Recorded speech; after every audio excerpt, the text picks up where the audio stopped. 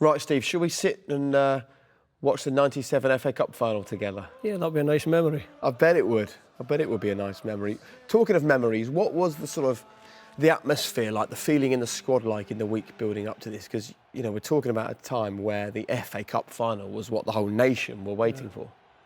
Yeah, it was one of the things that everyone looked forward to, was the end of the season game, the cup final.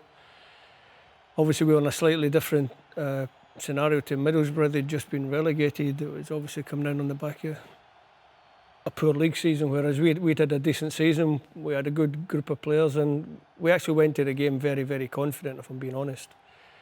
These moments are, you're just wanting these moments to get past. You know, you've had the long wait. I roomed with Dennis Wise, so I'd been awake since about 5 in the morning because Wise he couldn't sleep. We actually went for an early morning walk through the hotel grounds. Everyone else was in their bed sleeping, and we spoke a lot about we've got to make sure we win it, because it'd been a long time since Chelsea had won a trophy.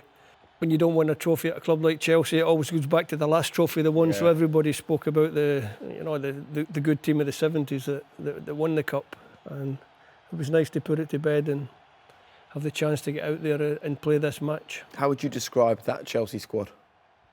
Talented, yeah. And a good mixture. You know, a good mixture of young and old, a lot of good experience, but also some young players coming through, good foreign players coming into the team at that time, and it was a chemistry that just came together for a period of time in Chelsea's history where everything just seemed to click. Obviously, Ruud had become player manager. Decided to step up and become the manager. He brought in Gianfranco, brought in Luca Vialli.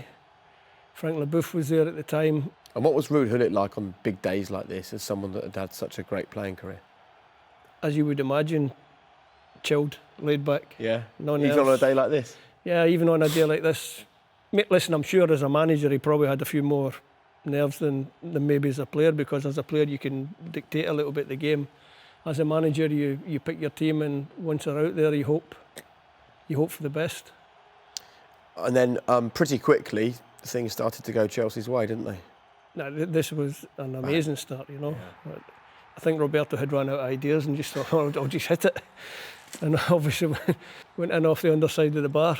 And although it was a great moment, and you had that great rush 1 minute into the game, you're already in front. Yeah. You can see there, not everybody went to celebrate in the little huddle, and I was one of the ones standing at the back thinking, right, come on, 89 minutes, it's a long time to go. If you're going to concede a goal, well, as a defender, you're thinking, I'm now defending a lead for.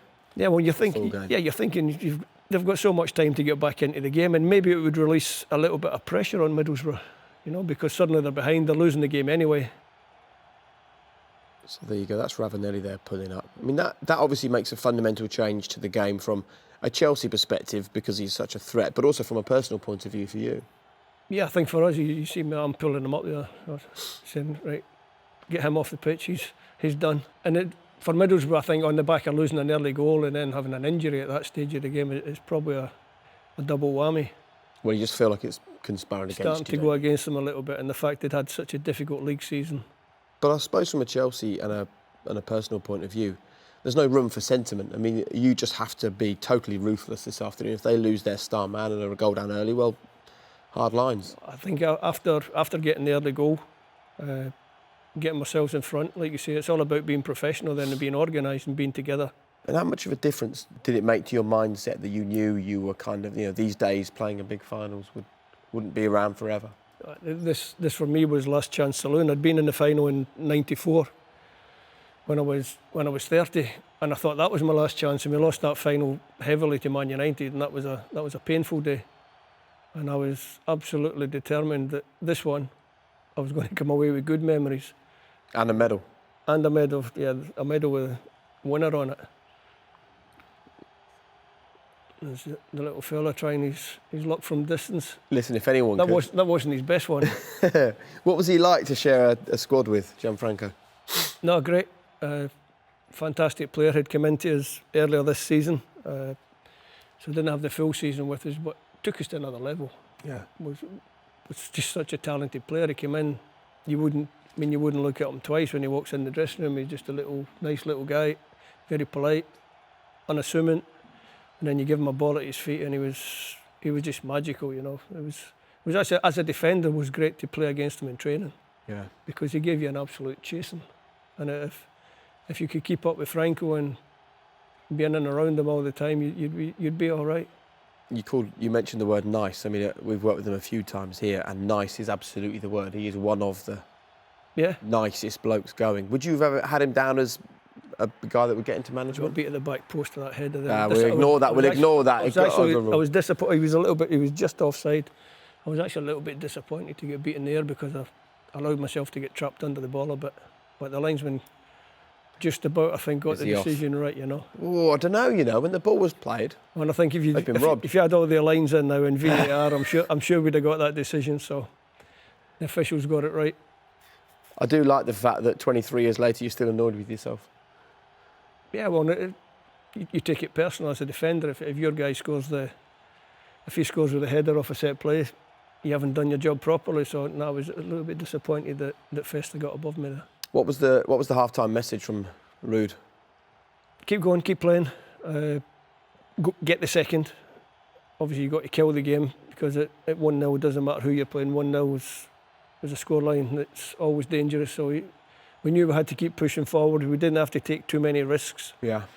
Which is maybe why we didn't kill the game earlier, because I think we were quite comfortable just to sit and wait, and we knew the chances would come. You've got players, Mark Hughes up front, Zola supplying the bullets. We always knew that we'd get more chances to get the crucial second goal.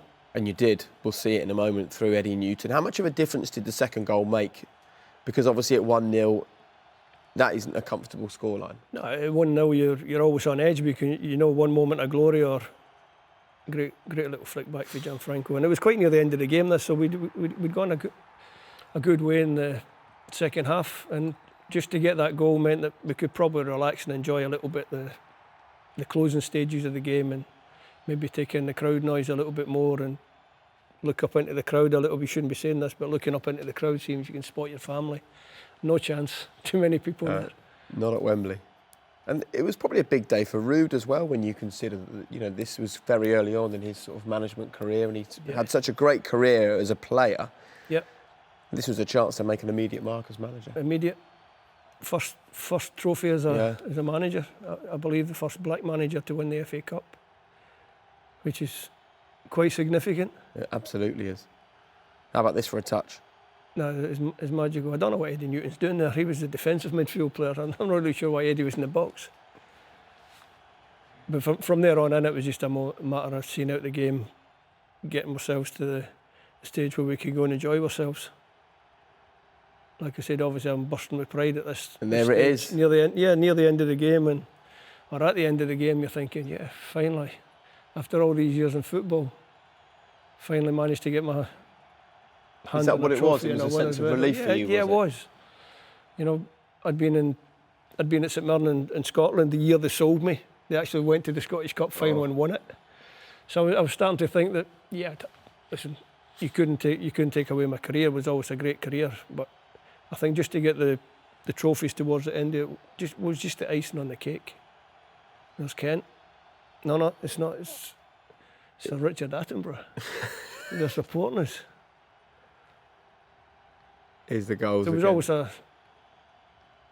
we'd had the sort of King's Road mob from the 70s, and we were the new kids on the block eventually.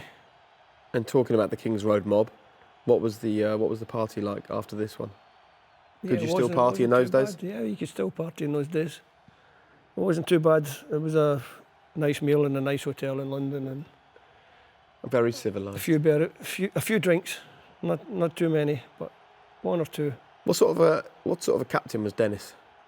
He was good. Led by example. I think that Dennis is the type of player that everybody hated to play against, and he was the type of player that everybody loved to have in the team. So that sort of sums him up, you know. There's your moment. There's the moment. Second up, vice captain. So it was good. I can see the pride all these years later, and it's lovely. No, it was a great moment. It was a significant moment, I think, for Chelsea. Yeah. Well, you got players like Mark Hughes alongside you who'd won it a few times, you know, and it's to get into your 30s and not have a trophy There's Ken there giving out the hugs and the kisses, and it's wonderful times. And It's great memories, you know, and you look back, even there, you look back at the Middlesbrough fans are pretty much still there, which doesn't really happen these days. You tend to get the winning supporters stay and the losing supporters get out of the stadium, but to be fair to the Borough fans, they did stay and they gave their team a little clap off the pitch, which was nice after such a difficult season for them. And actually, you can see how important this was to pretty much every Chelsea player up there. You know, it's absolutely crystal clear what a big moment this was for the club. I think obviously I was coming to the end of my career at this stage, but you could feel quite a significant shift in the club. Really? In terms of ambition and where the club was going to go.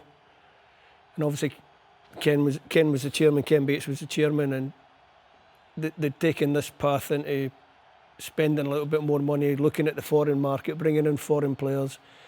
And they were thinking about the European League starting up, the Champions League, and chasing that kind of money, if you like, or that dream, trying to move the club forward all the time to take us away from a sort of mid-table English Premier League club. And a few years later, when Ken decided to sell, Mr. Abramovich came in and took us to another level. But I always feel that this team and these trophies were the sort of catalyst to moving the club forward into a different era, a different regime, if you like. With some fantastic players there, When you see them lined up there, lifting the trophy, you get reminded, don't you, just who played in that team. And, listen, Chelsea's changed a lot. Wembley's definitely changed a lot. But it's crystal clear that, you know, it doesn't matter whether it's 2020 or 1997, to play in the FA Cup final and win it is something that stays with you forever. So thank you so much for talking us through that. No, it was an absolutely special day and actually a pleasure to watch it back. Thanks.